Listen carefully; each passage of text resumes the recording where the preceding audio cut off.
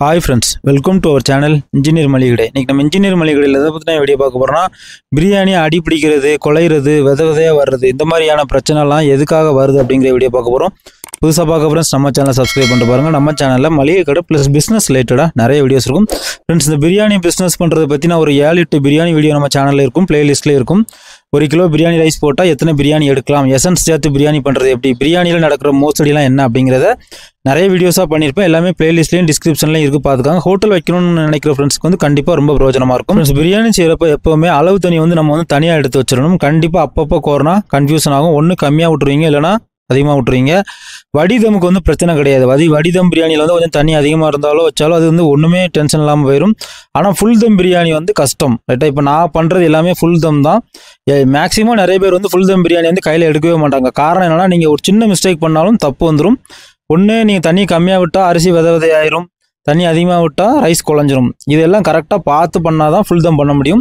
இப்போ நம்ம பண்ணுறது எப்போவுமே ஃபுல் தம் தான். எனக்கு என்ன பொறுத்தளவு ஃபுல் தம் வந்து கற்றுக்கிட்டு பண்ணும்போதில் வேலை ஈஸி. அதே மாதிரி அரிசி ஊற வச்சு இப்படி நீங்கள் தட்டுறப்போ வந்து அதில் தண்ணி எதுவும் இருந்துடக்கூடாது, ஓகேங்களா. நீங்கள் அளவு தண்ணி தனியாக எடுத்து வச்சாலும் இந்த மாதிரி நீங்கள் வந்து இதுலேயும் தண்ணி விட்டுட்டிங்கன்னா தண்ணி அதிகமாகிடும், குழையிறதுக்கான வாய்ப்பு இருக்குது. அதே மாதிரி இப்போ நீங்கள் பார்க்குறது வந்து 2 கிலோ மட்டன் பிரியாணி, பின்னாடி வந்து உங்களுக்கு ஒரு 15 கிலோ பிரியாணி பண்ணுறதும் காமிச்சிருக்கேன், ரைட்டா. இப்போ நான் வந்து ஃபஸ்ட்டு என்ன சொல்லியிருக்கேன்னா, தண்ணி அளவு தண்ணியை தனியாக எடுத்து வச்சுருங்க, ரைஸில் தண்ணி வந்துடக்கூடாது. தேர்ட் ஒன் என்னென்னா, பிரியாணிக்கு வந்து 1 கிலோவுக்கு 1/4 லிட்டர் ஆயில்னா கரெக்டாக 1/4 லிட்டர் ஆயில் விடுங்க. அதுக்கு மேலே ஒரு 50 ml 100 ml நெய் சேர்த்தா கூட பிரச்சனை கிடையாது, ஓகேங்களா. அதுக்கும் கீழே குறைச்சி விட்டிங்கன்னா கண்டிப்பாக பிரியாணி வந்து அடிபிடிக்கும். அது ஆயில் இல்லாமல் கண்டிப்பாக அடிபிடிச்சிடும், ரைட்டுங்களா. அடுத்து முக்கியமானது என்னென்னா, விறகடுப்பில் தான் மேக்ஸிமம் எல்லோரும் பண்ணுவோம். தீ வந்து கண்ணா பின்னான்னு இருக்கக்கூடாது, சரிங்களா. அதாவது அந்த மசாலா வேகிறதுக்குள்ளே எண்ணெய் பிரிஞ்சு வந்துடும். அந்தளவு ஹீட்டை ஏற்ற அதனால தண்ணி வந்து அப்படியே வற்றும், அந்த மாதிரியான பிரச்சனை இருக்கும். அதனால் கண்டிப்பாக தீயை வந்து ரொம்ப கவனமாக போடணும். 4வதாக பார்க்கக்கூடிய பாயிண்ட் ரொம்ப முக்கியமானது. பிரியாணியை வந்து அடியில் பிடிக்காத மாதிரி நம்ம கரண்டியை வச்சு நல்லா அப்படி திருப்பி வச்சுட்டு கிண்டணும். இதுதான் ரொம்ப முக்கியம். இதை நான் எல்லா பிரியாணிலையும் சொல்லியிருப்பேன். இப்போ உங்களுக்கு தனிப்பட்ட முறையில் சொல்லும் போது உங்களுக்கு நல்லா புரியும். அடியில் வந்து நல்லா கிண்டணும். இப்போ நீங்கள் தம் போட போகிறீங்க, விறகெல்லாம் எடுத்துட்டீங்க அப்படின்னா ஒரு வாட்டி கிண்டி விட்டுட்டு தான் மேலே விறக வைக்கணும். ஏன்னா நீங்கள் வந்து கிண்டுறதை விட்ட உடனே கண்டிப்பாக ஃபுல் தம்மில் வந்து அடி வந்து பிடிக்கும். ஏன்னா நம்ம மசாலா தண்ணி எல்லாம் கம்மியாக இருக்கும் போச்சில் அடி பிடிக்கும், நெருப்பு அதுக்கு ஏற்ற மாதிரி இருக்கும். அதனால் தம் போடுறப்போ இந்த மாதிரி நல்லா அடியில் பெரட்டி விட்டுட்டு அதுக்கப்புறம் டக்குன்னு ஃபயரை எடுத்துகிட்டு தம் போடுங்க, சரியாக இருக்கும்.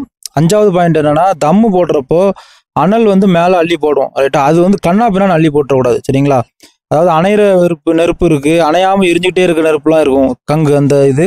அதை கனெக்ட் பண்ணி மேலே வந்து கொஞ்சம் நேக்காக மீடியமாக ரவுண்டு கட்டுங்க. ஏன்னா மேலே நீங்கள் போடுறது தம் போடுற 1/2 மணி நேரமாக எரிஞ்சிட்டு இருந்துச்சு அப்படின்னா மேலே வந்து குயிக்காக அந்த அரிசியில் உள்ள தண்ணி எல்லாம் எடுத்துரும். அடியில் தண்ணி இருக்கிறது வந்து அந்த கீழே உள்ள அரிசி வேறு மாதிரியும் மேலே உள்ள அரிசி வேறு மாதிரியும் பதத்துக்கு கொண்டு வந்துடும். அதனால் தம் போடுறப்போ வந்து நல்லா ரிங்கு கட்டிட்டு மேலே வந்து அதுக்கு ஏற்ற மாதிரி தணலில் மீடியமாக வைங்க, அப்படின்னா தான் அது வந்து சரியாக வரும், சரிங்களா. அடுத்து 6வது வந்து ஃபுல் தம்மில் வந்து அரிசி வந்து விதையாக வந்துடுது, பிரியாணியில் வெறப்பாக இருக்குது அப்படின்னு நீங்கள் சொல்லலாம். அதுக்கான காரணம் என்னன்னா, இப்போ நீங்கள் 1 கிலோ பிரியாணி பண்ணுறீங்கன்னா கண்டிப்பாக 1.5 லிட்டர் தண்ணி எடுங்க, சரியா. நீங்கள் வந்து 5 கிலோ பண்ணால் தண்ணியை வந்து குறைக்கலாம். 1 400 1 350 அப்படி குறைச்சிக்கிடலாம். நீங்கள் டேரெக்டாக 5 கிலோ மெஷர்மெண்ட் யார்கிட்டையாவது கேட்டுட்டு 1 கிலோவுக்கு 1 300 1 400 வச்சா கண்டிப்பாக வந்து அரிசி வந்து விதையாக வரும், வெறப்பாக வந்துடும், சரியா. அதே மாதிரி கண்டிப்பாக 1/2 அன் ஹவருக்கு மேலே அரிசி ஊறணும். அதே மாதிரி நீங்கள் கிரேவி பண்ணுறப்ப ஃபயரை வந்து கண்ணா பின்னான்னு வச்சு தண்ணியை வத்துற அளவு கொண்டு போயிட்டீங்க அப்படின்னா கண்டிப்பாக விதையாக வரும், வெறப்பாக வரும், ரைட்டா. இதுதான் விதையாக வரதுக்கான காரணம். அதே மாதிரி தான் குழையிறதுக்குமான காரணம் என்னென்னா, நீங்கள் வந்து 5 கிலோ பண்ணுறீங்கன்னா 1 கிலோவுக்கு 1க்கு 1 எடுக்கீங்கன்னா 1க்கு 1 5 கிலோக்கு எடுக்கக்கூடாது. 5 கிலோவுக்கு மச்சில் 1 400 அப்படி சம்திங் கொஞ்சம் குறைச்சிக்கிடலாம். அந்த ஹை லெவலாக பண்ண முச்சில அதே அளவு நீங்கள் பண்ணால் கண்டிப்பாக வந்து குழையும். இப்போ நம்ம வந்து உங்களுக்கு 2 வீடியோவை காமிச்சிருக்கேன். இது வந்து 2 கிலோ மட்டன் பிரியாணி. இப்போ நீங்கள் பார்க்குறது வந்து 15 கிலோ சிக்கன் பிரியாணி ஃபுல் தம் நான் பண்ணது தான். எதுக்காக இதை காமிக்கிறேன் அப்படின்னா, நீங்கள் வந்து சொல்லுவீங்க சின்ன லெவலில் பண்ண முச்சில் நீங்கள் சொல்லுற மாதிரி பார்த்துக்கிடலாம், பெரிய லெவலில் ஃபுல் தம் வந்து அந்த மாதிரி பண்ணிடலாம். இப்போ நான் பண்ணது தான் இது 15 கிலோ. சேம் ப்ரொசீஜர் தான். அரிசியை வந்து போடுற டைம் மட்டும் கொஞ்சம் பூ போல் நகட்டிட்டு அதே மாதிரி நீங்கள் அடியில் பிடிச்சி கிண்டும் போச்சில் மட்டும்தான் பிரியாணி வந்து அடி பிடிக்காமல் வரும். அரிசி போட்ட உடனே ஒரு டைம் பிரட்டி விடணும், திரும்ப 10 நிமிஷம் வேக விடுவோம் தம்மு போட முன்னாடி, அதுலேயும் அப்படி பிரட்டி விடணும். அப்படி பிரட்டினா மட்டும்தான் நம்ம பிரியாணியோட அவுட்புட் வந்து சூப்பராக வரும். அதனால ஃபுல் தம்மில் அடி பிடிக்காமல் செய்ய முடியாது, சில டைம் விதையாக வருது, கொலையுதுன்னா காரணம் இதுதான். நான் சொன்ன பாயிண்ட் எல்லாம் நீங்கள் வந்து கரெக்டாக நோட் பண்ணி செய்யுங்க. உங்களுக்கு வந்து பிரியாணி வந்து எந்த இடத்துலையுமே மிஸ் ஆகாது. உங்களுக்கு எந்த பிரியாணி பிடிச்சிருக்கோ அது பண்ணுங்கள். நீங்கள் வடிதம் பண்ணுறதா இருந்தால் வடிதம் பண்ணுங்கள், ஃபுல் தம் பண்ணுறதா இருந்தால் ஃபுல் தம் பண்ணுங்கள். என்ன பொறுத்தளவு ஃபுல் தம் வந்து கொஞ்சம் நுணுக்கமாக கவனித்து செய்யலைன்னா அது வந்து கொஞ்சம் பிரச்சனையில் வந்துடும். எப்படின்னா சில டைம் விதையாயிரும், சில டைம் வந்து குழஞ்சிரும். வடிதமில் வந்து மேக்ஸிமம் இந்த 2 பிரச்சனையுமே ஃபேஸ் ஆகாது. ரைட்டுங்களா? நீங்கள் வந்து தண்ணியுமே எக்ஸ்ட்ரா தான் ஊற்றுவாங்க, அது வந்து அரிசி வந்து எடுத்துக்கிடும். ஏன்னா ஃபுல் தம் வந்து அந்த கிரேவி கூட காண்டாக்ட் ஆயிரும் அரிசி. அப்படிங்கும்போது எப்படா குலைவோங்கிற இதில் இருக்கும். அது வந்து வடிதம் வந்து அப்படி காண்டாக்ட் இல்லாமல் வடித்து ஊற்றுறப்ப வந்து அந்த காண்டாக்ட் ஏற்பட டைம் ஆகும். அதுக்குள்ளே பிரியாணி வந்து உங்களுக்கு வந்து சூப்பரான பிரியாணி கிடச்சிரும்.